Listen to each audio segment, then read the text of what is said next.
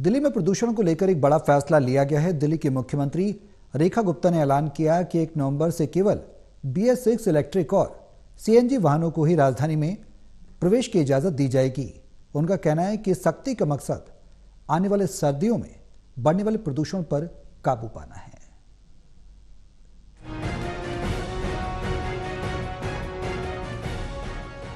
दिल्ली की सड़कों पर ट्रैफिक तो हमेशा सुर्खियों में रहता है, लेकिन सर्दियों में यही ट्रैफिक जहरीले धुएं में बदलकर राजधानी की हवा को दमघोट बना देता है। इसे रोकने के लिए दिल्ली नगर निगम ने बड़ा कदम उठाया है। दिल्ली CM रेखा गुप्ता ने वायु प्रदूषण शमन योजना को लागू किया है। इस योजना के तहत कई बड़े बदलाव लागू किए हैं। घोषणा की गई है कि 1 नवंबर से राजधानी की सीमाओं पर पुराने और प्रदूषण फैलाने वाले वाहनों की एंट्री बैन कर दी जाएगी। दिल्ली में एयर पॉल्यूशन हम सब से जुड़ा हुआ विषय है। वर्षों तक एयर पॉल्यूशन का दंश हम सब लोगों को लगातार डस रहा है। दिल्ली के लोगों को अनेक प्रकार की तकलीफों ने हमेशा इस एयर पॉल्यूशन के कारण घेरे रखा और हम सबका एक ही सपना है, clean Delhi, green Delhi, healthy Delhi.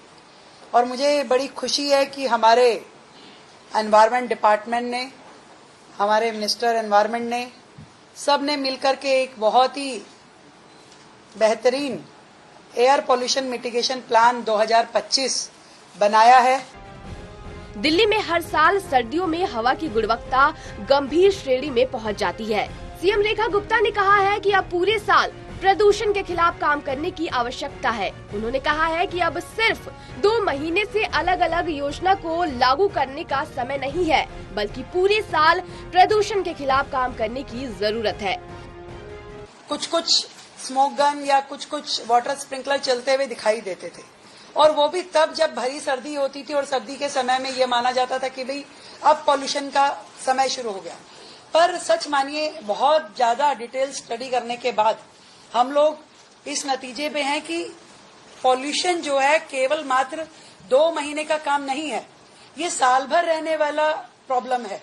आज मई में भी अगर आपको पॉल्यूशन का, एयर पॉल्यूशन का आप जब क्राइटेरिया देखते हैं, AQI देखते हैं कि ज्यादा है और कोर्ट को ग्रैब लगाना पड़ता है या सरकार को ग्रैब लगाना पड़ता है, तो आप मानिए कि ये तो 12 महीने साल भर ध्यान करने वाली एक सेगमेंट है। CM रेखा गुप्ता ने आगे कहा कि पब्लिक ट्रांसपोर्ट को भी बेहतर किया जाएगा, साथ ही इलेक्ट्रिक ट्रांसपोर्ट को भी प्राथमिकता दी जाएगी और उसे दिल्ली में बढ़ाया जाएगा।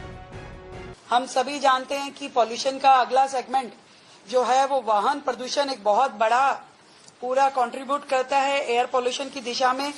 हमने कुछ और चीजें इलेक्ट्रिक पॉलिसी के साथ साथ जो करने जा रहे हैं, तो दिल्ली की जितने एंट्री पॉइंट है इस पे हम ANPR यानी automatic number plate registration recognition, पूरे के पूरे पब्लिक ट्रांसपोर्ट सिस्टम जो दिल्ली सरकार का दिल्ली में है, दिल्ली राज्य में, इसको सभी को ई-व्हीकल की ओर हम आगे बढ़ा रहे हैं। आप सबको ध्यान है कि हम जो बसेस भी हैं, हमारी ट्रांसपोर्ट जो सिस्टम है दिल्ली का, उसमें अभी हमने 400 देवी बसेस दिल्ली को सौंपी थी। दिल्ली सरकार और नगर निगम दोनों मिलकर प्रदूषण से लड़ाई लड़ने की तैयारी कर रहे हैं। अब देखना ये होगा कि ये नया नियम कितना प्रभावी साबित होता है और दिल्ली को सांस लेने में कितनी राहत मिलती है। दिल्ली से प्रणय शर्मा की रिपोर्ट।